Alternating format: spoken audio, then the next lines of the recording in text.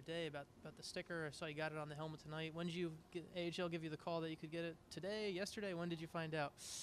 Our trainer, Elvie, just told me kind of before the game today that, it was all right to throw that on there. So for me, that was obviously a big confidence boost. My university back home did a weekend for my good friend Cody Smuck, who's battling cancer right now. I played 4 years at university with him. I grew up on the same street as him, played all my minor hockey with him. He's my age, and it just really puts things into perspective. I was able to see him over the All-Star break, and seeing what he's going through, seeing what he's battling through, and they did a Marty's Men kind of fundraiser back home. So I couldn't be there for that. Couldn't be there for one of my good friends who's going through that battle. So just asked him if I could put that little sticker on as a memento. Just let him know I'm thinking about him, and they granted me that wish, and worked out for us tonight.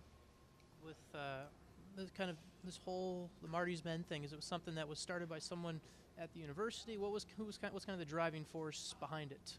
The men's hockey team that I played for the last 4 years, the University of Saskatchewan Huskies, they're doing a Relay for Life team called Marty's Men.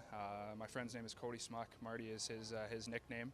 And so they're putting in a Relay for Life team to help raise money for not only cancer research, but for some medical bills as well. So it was an initiative taken by the hockey team themselves. The captain, Matt Delahaye, kind of helped spearhead it all, and it's unbelievable to see the support he's getting.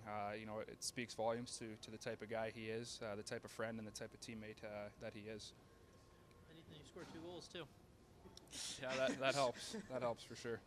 One of those weird things that this is your first 2 home goals of the year. You had a lot of goals, but they've all been on the road. Yeah, I actually thought about that. I had one last year, and it was on the road as well. So good to get the monkey off my back at home. I was talking to Greg Rallo after the game, and Coach Laxdal said we needed to get a little bit harder on the face-offs, and that was one thing we focused on. So I thought Rallo and Dowling did an excellent job today on the face-offs, and it showed tonight. On the second goal there, it just seemed like a patient veteran play, just to wait out a wily guy like Drew McIntyre to get that goal. Lucky bounce to put the puck on my stick, and I just tried waiting him out, and luckily he went down, and I was able to put it in. You said get the monkey off your back. In a similar mindset against a goalie like McIntyre, a guy who, when he's rolling and playing really well, how important is it to get that first one, since he's a guy who he can carry a game late into it and really keep his team in it? Well, as we saw last year in playoffs when he was with Toronto, he gets those first few saves in, and his team spots him a goal. He's a goalie that can steal a game. So getting up one early and continuing to put the pressure on him all night, I think, was the key to our success. You look at the shots tonight. We put up quite a few shots, and he still managed to make a lot of big saves for him. Coming in the third period up 2-0, any thoughts of the San Antonio game and just trying to make sure you guys bear down in the third period? Not really. You always try to put those games in the past. You always try to focus on the task at hand. But like I said, Rallo and Dowling, they just did an unbelievable job on the face-offs. Rallo was hopping in, winning battles, and Dowling was snapping them back. What's the last time you were involved in a game where your team let up 2 penalty shots? Definitely been a while. I thought in both cases they were good plays by our defensemen. Hard-working back checks, getting back, and it's obviously the ref's decision. So, and UC did a great job of stopping both of them for us.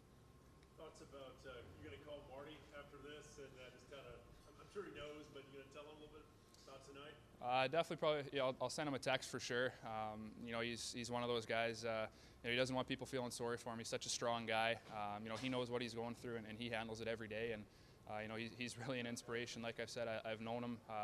Grew up on the same street, so right from a young age, my first hockey team I ever played on, he was on. So, I feel privileged to have known him my whole life, and he's one of the strongest guys I know, and he's one of those guys that we know he's just going to keep fighting. So, it was tough on me not being able to be there at home in Saskatoon for the weekend to show him my support. So, the sticker was just my little way of doing that. So, hopefully I served it well.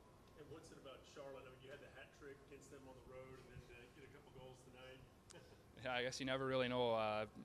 Like I said, we were just working hard off the face-offs. Rallo and Dowling did a great job, and we're just trying to take advantage of our opportunities.